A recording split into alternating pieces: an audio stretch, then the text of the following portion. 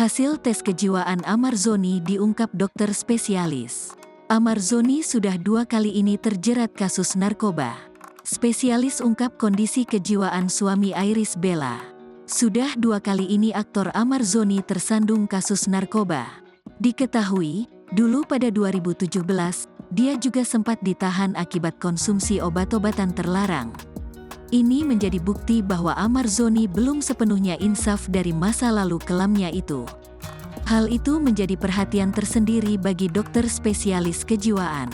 Meskipun Amarzoni telah menyadari perbuatannya serta meminta maaf, dokter spesialis kejiwaan menyebut seseorang yang telah kecanduan akan lebih susah lepas dari narkoba. Hanya saja bukan berarti seseorang itu tak ada kemungkinan untuk lepas dari jeratan narkoba.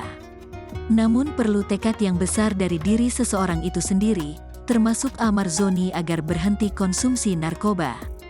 Kalau udah kecanduan, dia susah lepasnya. Kalau memang mau diobati itu nomor 1 tergantung yang bersangkutan. Apakah niatannya dari dia sendiri atau dipaksa oleh sekelilingnya?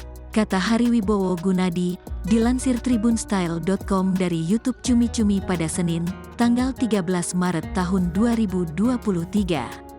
Sebab, jika dalam hatinya ada niat berubah dan berhenti menggunakan narkoba, maka akan menghasilkan hasil yang bagus. Kalau niatan dari diri sendiri biasanya hasilnya cukup bagus.